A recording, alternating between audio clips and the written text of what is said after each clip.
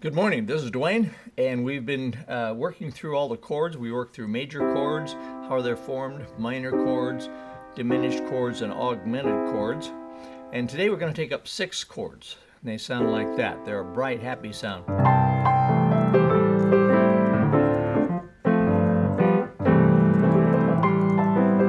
If you want to get a brightness to your piano playing, then you put in a 6, and we'll talk about that right now. But first, let's just review a little bit about the formation of a major chord. We have to know that before we can add a 6 to it, obviously, okay? So a major chord is made up of the root, third, and fifth of whatever the major scale is.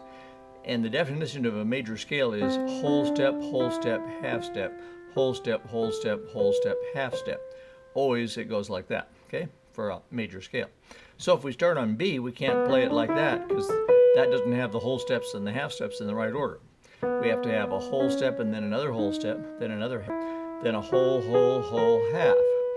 So the scale of B is like that. Therefore, the B chord would be B, D sharp, and F sharp. Why? Because the third note of the B scale is D sharp, and the fifth note is F sharp. Okay. And I won't get into right now why we call those sharps in the key of B instead of flats, because that's not our subject. But you'll have to just take my word, they are. Okay. So let's get down to 6 chords now. If that's a major triad, and it is, you just go up a whole step from the fifth. So that's C6.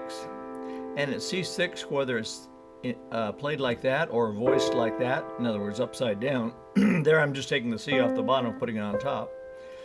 That's C6, that's C6, that's C6. Anytime you have those 4 notes in any combination, it's C6. If you break it up, it's still C6. Okay? So what is F6? Well, root, third, fifth of the F scale, based on the F scale, goes like that. And the 6 is always a whole step above the fifth, so that would be F6, wouldn't it? How about G6? That's the G major chord. Go up a whole step from the fifth. That's the 6. Here's D.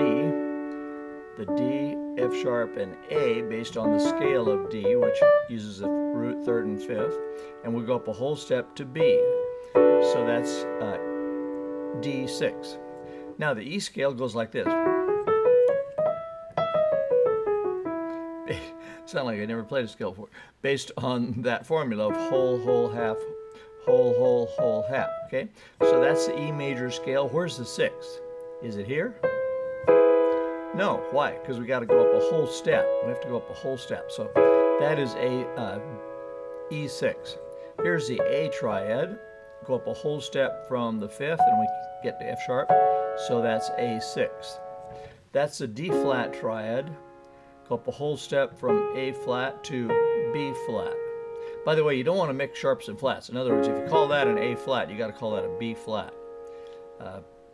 Musicians would get confused if you didn't, okay? There's the E flat major triad. Go up a whole step from the fifth, and that's the 6th. Here's A flat major triad. Go up a whole step from the fifth, and you got the 6th. Here's the G flat major triad. Go up a whole step, and there's G flat 6. Here's B, the B chord that we talked about earlier. Go up a whole step from the fifth, and that's the 6th. And B flat, you go up a whole step from the fifth, and what do you get? You get a 6th chord, okay? So that's all 12 of the major 6 chords. Now I suggest that you learn those in both hands, be able to play through all the 6 chords with your right hand and your left hand, and then it's a good idea to do it together.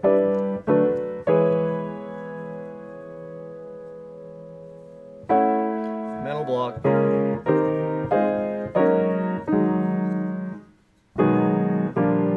There we go. Okay.